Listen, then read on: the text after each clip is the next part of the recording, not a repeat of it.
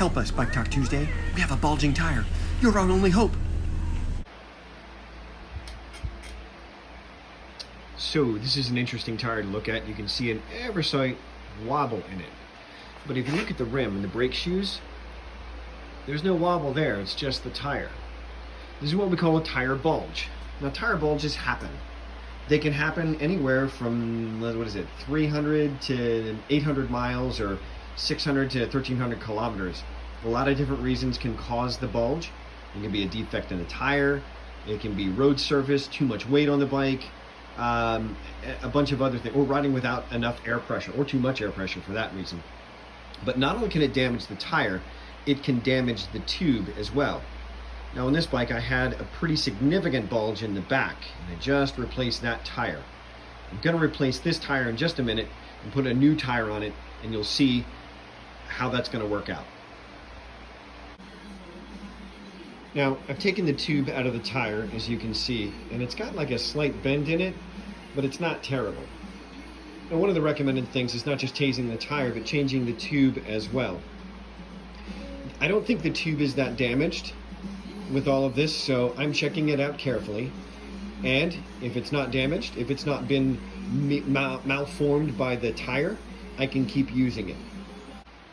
Okay, so I have the new tire put on.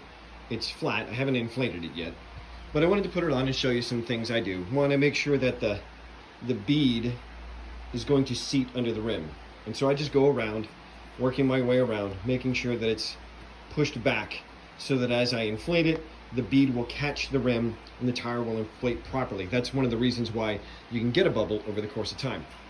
Another thing, a lot of like really fancy bike nerds, they want to make sure that the stem lines up with the pretty writing on the sidewall. For me, the big thing is this, the inflation. Like, I don't care about the brand name of the tire, but I care about the inflation of the tire. I want to make sure that I can see that quickly and clearly. Sometimes that's not so clear, so that's where the nozzle should line up. The valve should line up is where that information is, not the name brand. Some people would disagree with me. All right, so another thing I did is I pumped up the tire to about 40 pounds. Now you saw from the manufacturer's label, I can go up to 130 pounds here. 40 pounds is sufficient for this tire. If you got a mountain bike tire, that may only be 20. But what I'm doing is I pumped it up some, so there's pressure all the way around. And I'm looking at both sides, and I'm making sure that the tire is fully seated. Whoops, there you go. Fully seated in the rim.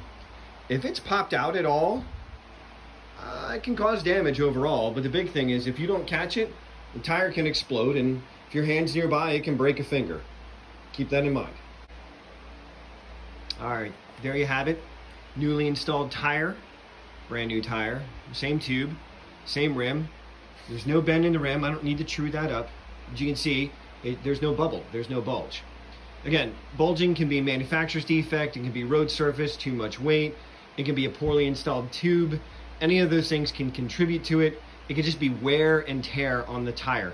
But you need to check those things. That's part of the ABCs. You check your the air in your tires, and that also means you should check your tires, your brakes, and your chain every time you ride. All right, this is Drew for Bike Talk Tuesday. Have a good one. Ride safe.